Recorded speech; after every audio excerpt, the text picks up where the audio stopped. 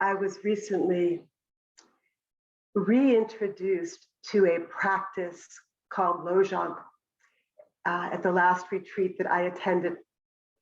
And I wanted to share a spoonful of it with you guys.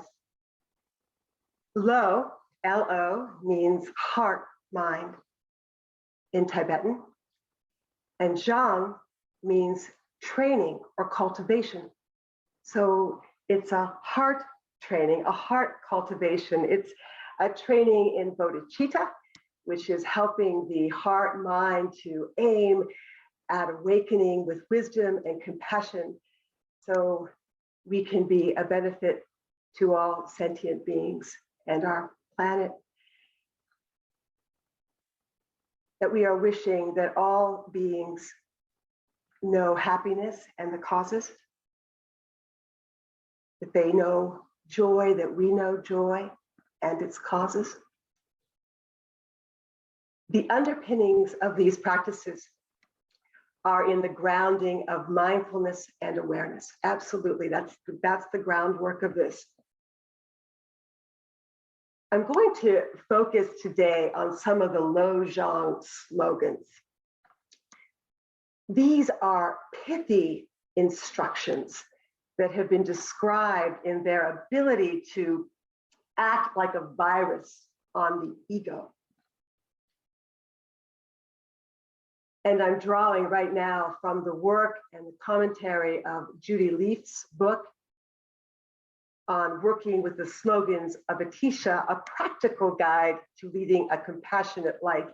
And I'm going to put that into the chat, so you guys will have it. These slogan practices are often done in conjunction with Tonglen, which is the practice of taking and giving. That willingness to take into the heart that which is difficult, and then giving light, joy, acceptance. Judy Leaf writes, the mind training slogans skillfully prod us to lighten up and drop perhaps some of our pretentiousness. Instead of just talking about being loving and compassionate or joyful or equanimous, they spell out how to do it. The focus of these slogans is on action, not just on attitude.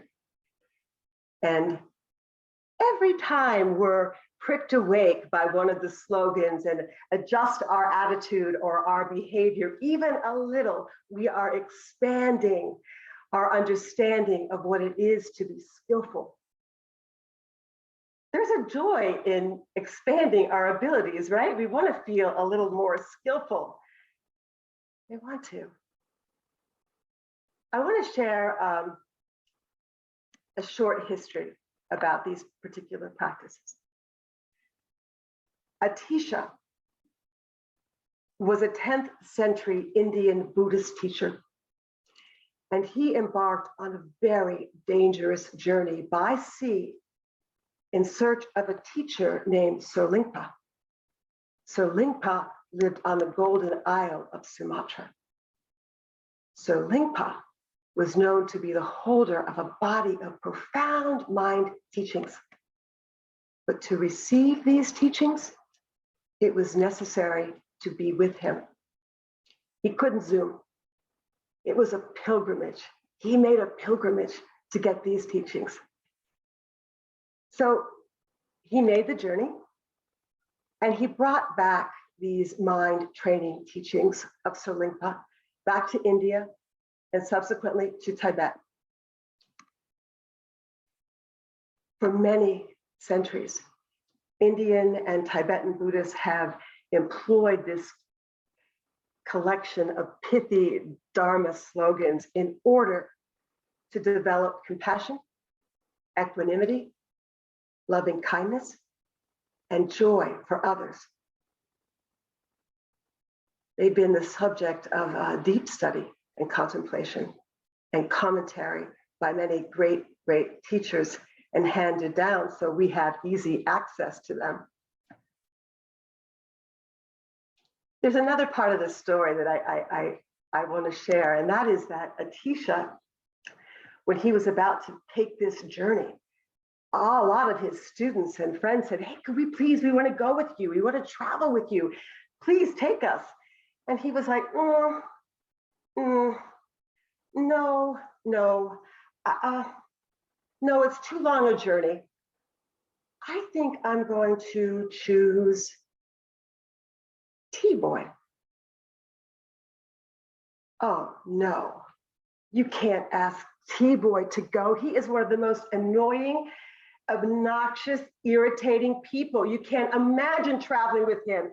And Atisha said, that is exactly why he is the perfect person for me to travel with, because I will get agitated and irritated. And what a wonderful opportunity to practice. You can almost hear the joy in that, like bring it on. And I'm pretty sure we all have a Bengali Tboy. And I'm pretty sure we may be one to somebody else, right? Oh. Pearls are created when the oyster ingests a piece of irritating sand. This is how pearls of wisdom come to be. So how we worked with the slogans on this retreat was that and I will share some of them with you, we were all assigned what would be ours for the week. We were asked to bring this into our meditation practice. We were asked to reflect on it, to notice it, to play with it. Watch where it arises. Watch how we're responding when it arises. And then they said, and if you don't like your slogan, or you really wish that you had a different slogan and want to trade it with somebody, nope, this is yours to work with. Perfect. At first glance, some of the slogans may seem like practical advice that your grandmother might give you. For example, slogan number 56. Oh, there are usually 59 of them. There are usually 59, that varies, but usually they're 59. Slogan number 56. Don't wallow in self-pity. Slogan number 3. Examine the nature of unborn awareness. A real broad array here. All right. Slogan number 13. Be grateful to everyone. According to this slogan, we should be especially grateful for having to deal with annoying people and difficult situations. Because without them, we would have nothing to work with. Without them, how could we cultivate the practices of patience, generosity, mindfulness, loving kindness, or compassion? It is said, by dealing with these challenges, this is how we grow. This is how we develop. And we should be very grateful that we have them. And here is the daily practice that goes along with this slogan. Each of them have a daily practice. To begin with, reflect on the things in your life for which you are grateful. Notice what happens when you acknowledge all that you have to be grateful for. Now reflect on something that might be difficult, or a kind of situation or person that would not inspire conventional gratitude. Can you extend your gratitude to include them as well? What happens when you do so? Slogan number 32. Don't wait in ambush. Now, this slogan is about the scheming mind, the mind that never, ever, ever forgets an insult or a slight and is just waiting. In the practice with this instruction, in the present. Notice your response when somebody insults you. What is the physical sensation? What thoughts arise in your mind? Looking back, do a grudge survey. How many grudges have you been carrying? For how long? How does it feel when you carry a grudge? And how does it feel when the grudge softens or dissolves, or you consciously let it go? And 49, always meditate on whatever provokes resentment. Always meditate on that.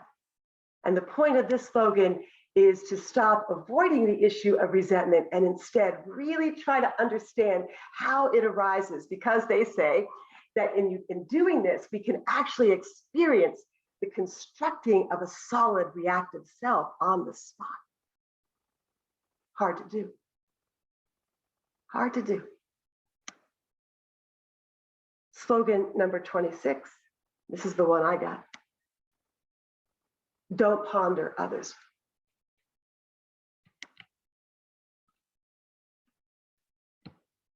When we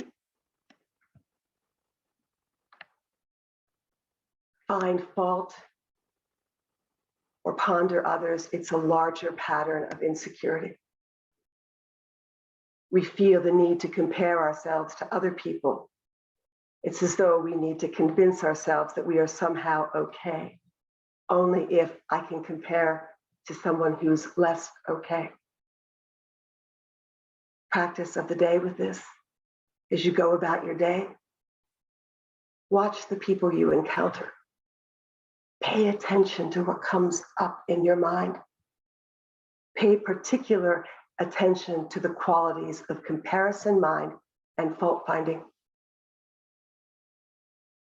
What is the difference between simply seeing a flaw and dwelling on it, or using it as some sort of a prop? And I will share that as I started to play with this during that week, and it was like David was saying, there was such a delight in being able to catch it, like, oh my, there it is, whoa, here it is again. That was just kind of became a joyful noticing to watch how quickly it comes up. And we were encouraged in part of this practice, as part of this practice during the week, to do what's known as sky gazing. Sky gazing. Notice, this is what the instruction said to us. Notice the spaciousness of the sky. Feel for your own internal spaciousness. Be the spaciousness. For this practice, make your loyalty to the spaciousness.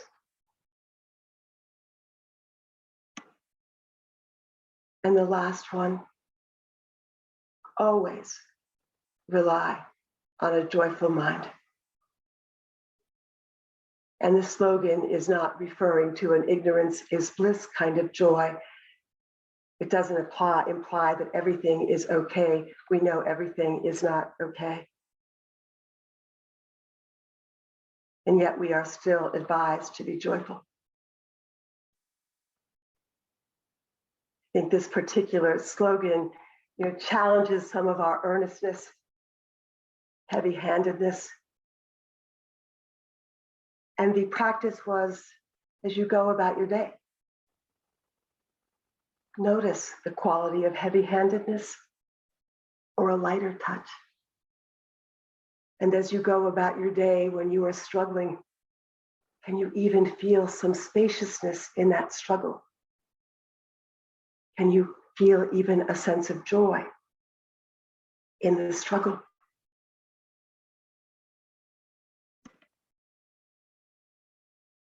The instruction was to, one time today, no matter what, smile. Thank you all for listening. Thank you.